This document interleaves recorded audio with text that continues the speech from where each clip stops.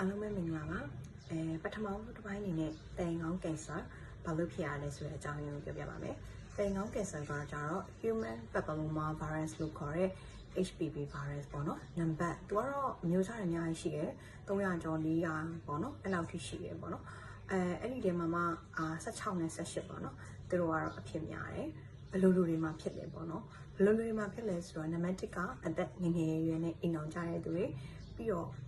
ကိုယ်နဲ့အတူတူနေတဲ့ပါတနာပေါ့နော်ပါတနာများတဲ့သူတွေပြီးတော့ကလေးအများကြီးမွေးထားတဲ့သူတွေပေါ့နော်အဓိကပြီးတော့နောက်တစ်ခုကကိုခံအားကြတဲ့သူတွေပေါ့နော်ဥပမာ HIV ရောဂါလူနာရှင်လိုမျိုးတွေပြီးတော့ဆေးလိပ်တောက်တဲ့သူတွေပေါ့နော်အဲ့လိုမျိုးတွေမှာဆိုလို့ရှိရင်အဖြစ်များပါတယ်ရှင်ဖြစ်လာရောဘယ်လိုယောဂလက္ခဏာတွေခံစားရမလဲအဲ့တော့များသောအားဖြင့်သွေးဆင်းတဲ့လက္ခဏာနဲ့လာတတ်ပါတယ်ဘယ်လိုရွယ်တွေမှာအများဆုံးဖြစ်တတ်လဲဆိုလို့ရှိရင်သွေးဆုံးပြီးတဲ့အချိန်ဒီမှာတော့အများဆုံးဖြစ်တတ်တယ်ပေါ့နော်ဒါပေမဲ့သွေးမဆုံးခင်ရွယ်လည်းဖြစ်တတ်ပါတယ်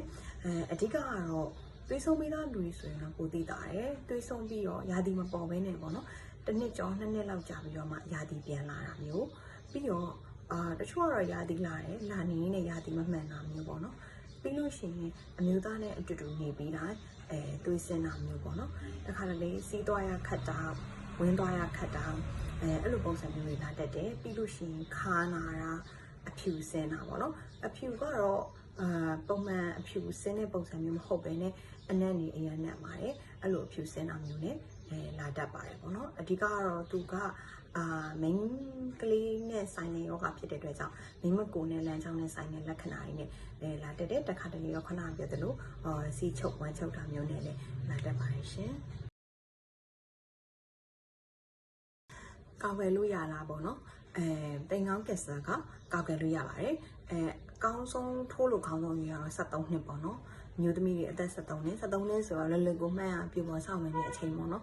အဲ့လိုအချိန်မျိုးမှာဆိုရင်စထိုးမယ်ဆို2လုံးပေါ့နော်ပထမဆုံးတစ်လုံး6လကြာရင်တစ်လုံးပေါ့နော်အဲ့လိုမှမဟုတ်ဘူးတချို့ကအိမ်အောင်ကြပြီးတော့မှဘယ်လိုဖြစ်ဆရာမရေးဆိုရင်လို့ထိုးချင်နေဆိုရလားဆိုရပါတယ်ဒါပေမဲ့အဲ့ဒီခါကျရင်တော့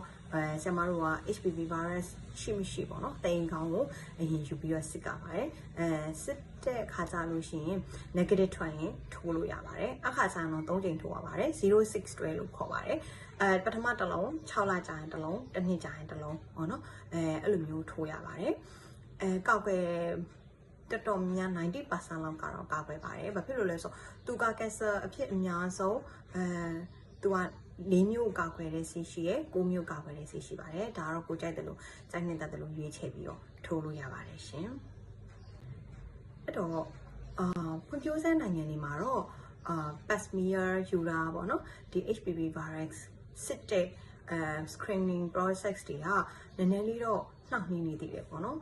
ဖွံ့ဖြိုးပြီးနိုင်ငံတွေမှာတော့သူတို့မှာ screening အများကြီးလုပ်လို့ရှိပါတယ်25နှစ်ကနေပြီးတော့65နှစ်အတွင်းလုပ်တယ်ပေါ့နော်လုပ်တဲ့ခါကြလို့ရှိရင် pap smear ပဲယူရပေါ့နော် pap smear ယူရဆိုတာကတိမ်ခေါင်းကင်ဆာဖြစ်မဖြစ်ဘယ်အဆင့်ထိရောက်မရောက်ဆိုတာကြည့်တာပေါ့နော်မြန်မာလူပြောတာတိမ်ခေါင်းချွဲမယူတာအဲ့ဒါကတော့3နှစ်တစ်ခါလောက်ယူရတယ်ပေါ့နော်အဲ့လိုမဟုတ်ဘဲနဲ့ HPV virus ရှိမရှိစစ်မယ်ဆိုရင်တော့9နှစ်တစ်ခါစစ်ရပါတယ်25နှစ်အောက်တင်မှာတော့ဖြစ်တာလည်းမရှိဘူးဆို25နှစ်အောက်တင်မှာတော့မစစ်ပါဘူးပြီး65နှစ်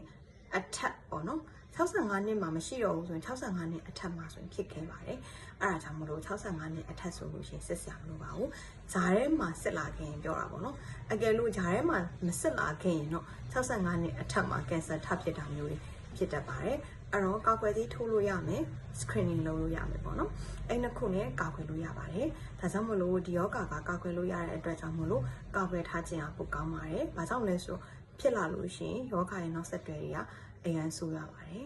အဆုံးထိနားထောင်နေတဲ့အတွက်အားလုံးကိုကျေးဇူးတင်ပါတယ်ရှင်